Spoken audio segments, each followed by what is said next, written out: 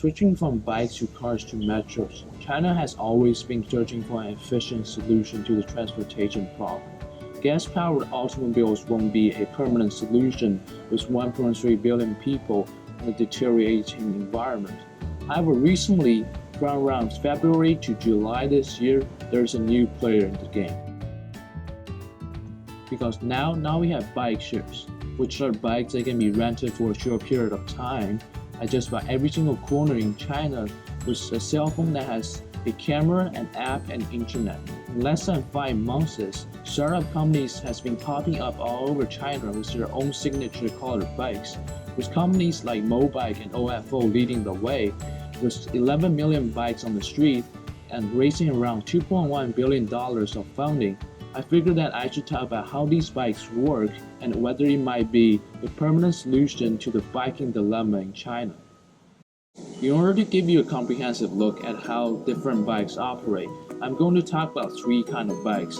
First is a bike that's operated by the city government, and the second kind of bike is the OFO bike, and third one is the Mobike. In order to use the city-operated bike, you need to pay $60 of deposit with a valid ID, and you will get a card. Using that card, you can unlock bicycles at designated docks all around the city.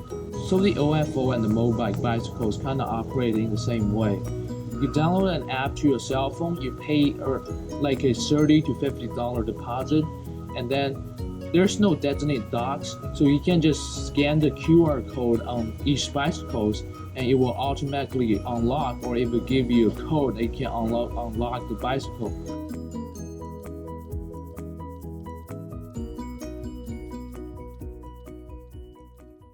Now let's talk about how these bikes compare in terms of the quality of the bike.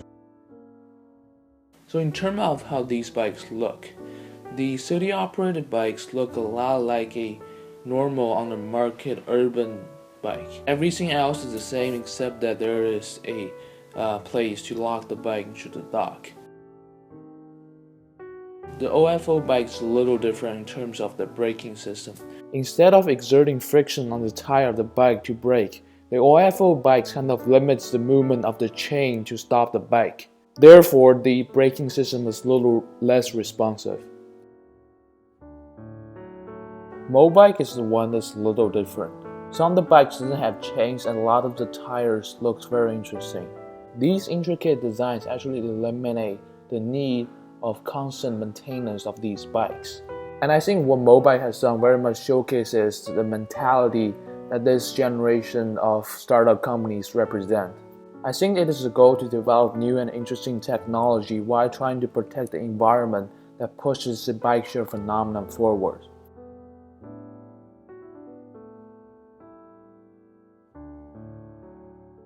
So in order to test these bikes, I rode off them on a route that I traveled the most during the summer. That is from my house to the gym. In terms of the riding experience, the city-operated bike gives you a very smooth ride. Because it's repaired at a greater frequency, the braking systems are responsive, the seats are very comfortable, and overall it's just a great bike.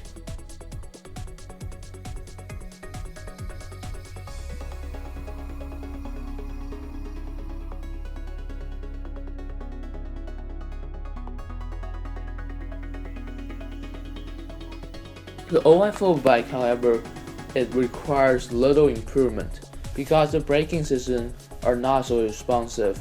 And for some of the OFO bikes, you feel like you're riding at a very high gear, however, you're not going very far.